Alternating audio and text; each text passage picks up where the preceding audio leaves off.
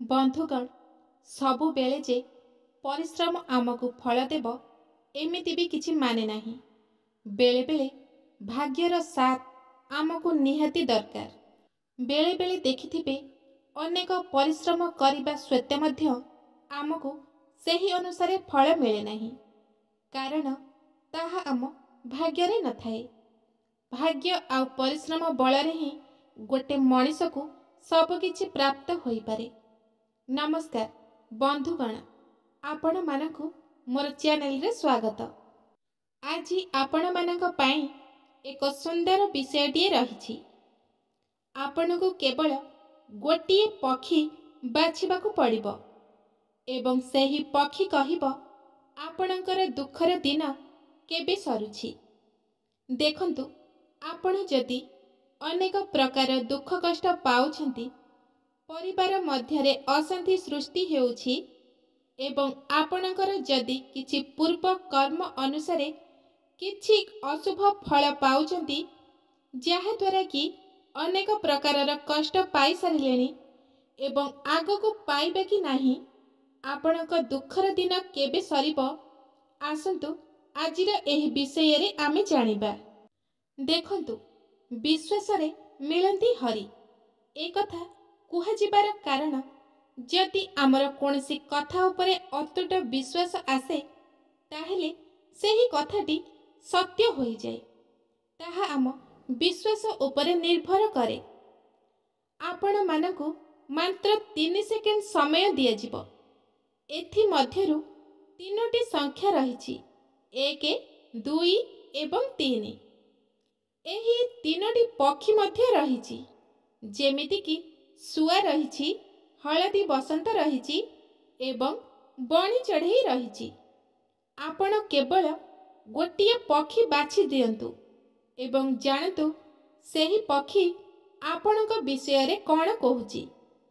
आपणक दुखर दिन केबे सरुछि, सेही पक्षीर मुहरु आज आमे भविष्यत विषय रे जानिबा।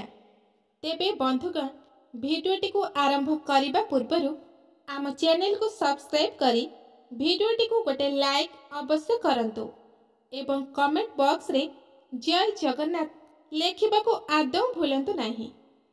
तेबे बंधुगण, जदि आपण माने 1 नंबर संख्याटी को बाछिचंती, ताहेले आपण सुआटी को बाछिचंती। तेबे आसंतु जानिबा, सुआटी को बाछुथिबा व्यक्ति तांकर भविष्यत रे आसीबाकू जाउथिबा कौन सब रहस्य रहिछि, तांकर दुखर दिन केबे समाप्त हेबाकू जाउछि। आसंतु जानिबा सुआटी को बाछिथिबा व्यक्तिंग विषय रे। आपण एक भ्रमरे पड़ी जाइछंती। आपण विपदरे पड़ी जाइछंती जे भगवान को बाद देले आपणक कोनोसी अस्तित्व नाही। आपणकर अनेक चिंता रहिछि। कोनोसी चिंताधारा आपणक जीवन को बदलाइबाकू चेष्टा करुछि, हेले आपण बदलु नाहंती। देखंतु, एही दुख समय रे आपणकू भगवान ही रक्षा करुछंती। तांकर भजन कीर्तन करंतु। देखिबे आगामी दिन आपणक पाई बहुत सुख सौभाग्य नहीं आसीबो एवं आगामी दिन रे आपणकर दुखर दिन सरिबाकू जाउछि। विश्वास रखंतु, भगवान आपणक सहित अछंती, कारण आपण जणे सच्चा हृदयवान व्यक्ति अटंती। आपणक मनरे काहारी पाई कोनोसी भी खराब चिंताधारा नाही। तेबे भगवान आपणक सहित काहेकि बा खराब करिबे। आपण टिके विश्वास रखंतु। आपणकर जहा भी दुख कष्ट अछि, आगामी दिन रे निश्चिंत दूर होई जिवो एवं आपणकू समस्त सुख शांति प्राप्त हेबो। एबे आसंतु जानिबा, जदि आपण द्वितीय नंबरटी को बाछिछंती, माने हलदी बसंत को बाछिछंती, एही हलदी बसंत को बाछिथिबा व्यक्ति माने सुनंतु। समय काहेकि आपणकर कार्य को आगामी दिन रे कार्य समाधान करू नाही, काहेकि ना आपण एबे बहुत विलंब रे कार्य करूछंती ଏବଂ ଆପଣଙ୍କର ମନ୍ଦ ଦଶା ଆରମ୍ଭ ହୋଇଯାଇଛି। ଏହା ଫଳରେ ଆପଣଙ୍କର ପୁତ୍ର କଷ୍ଟ, ସ୍ତ୍ରୀ କଷ୍ଟ, ପାରିବାରିକ କଷ୍ଟ ଏବଂ ଚାକିରି ବୃତ୍ତିରେ କିଛି ବି ସମାଧାନ ହେଉନାହିଁ ଏବଂ ଆପଣଙ୍କ ସନ୍ତାନଙ୍କ ମଧ୍ୟରେ କୌଣସି ବି ଉନ୍ନତି ଘଟୁନାହିଁ। ସେଥିଲାଗି ଆପଣ ଅନେକ ପ୍ରକାରର କଷ୍ଟ ପାଇସାରିଲେଣି ଏବଂ ଆପଣଙ୍କ ବିବାହ ମଧ୍ୟ ସ୍ଥିର ହେଲେ ତାହା ବାରମ୍ବାର ଭାଙ୍ଗି ଯାଉଛି। ଦେଖନ୍ତୁ, ଆପଣଙ୍କର ଆଗାମୀ ଦିନରେ ଶୁଭ ସମୟ ଆସୁଛି। ବହୁ ଆନନ୍ଦର କଥା ଯେ ଭଗବାନ ଆପଣଙ୍କ ନିମନ୍ତେ ଏକ ସହୃଦୟ ଫଳ ଦେଉଛନ୍ତି, ଯାହା ଆପଣ ଅନେକ ଦିନ ହେଲାଣି ଚାହିଁ ରହିଥିଲେ। ଆପଣଙ୍କୁ ସେ ସବୁ କିଛି ପ୍ରାପ୍ତ ହେବାକୁ ଯାଉଛି, ଯାହା ଆପଣଙ୍କ ପାଇଁ ବର୍ତ୍ତମାନ ସମୟରେ ନିହାତି ଆବଶ୍ୟକ। ଆପଣ ଯାହା ବି ଚିନ୍ତା କରୁଥିଲେ ତାହା ଅତି ଶୀଘ୍ର ପୂରଣ ହେବାକୁ ଯାଉଛି ଏବଂ ଆପଣ ପାରିବାରିକ ସମସ୍ୟାରେ ଯେଉଁ କଷ୍ଟ ଭୋଗୁଥିଲେ ତାହା ସମାଧାନ ହେବାକୁ ଯାଉଛି। ଆପଣଙ୍କ ପରିବାରରେ ହସ ଖୁସିର ଲହରୀ ଆସିବାକୁ ଯାଉଛି।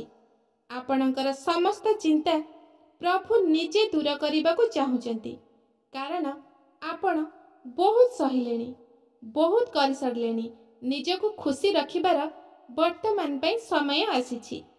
ଚିନ୍ତା କରନ୍ତୁ ନାହିଁ, ସବୁକିଛିର ସମାଧାନ ଭଗବାନ ନିଜେ କରୁଛନ୍ତି।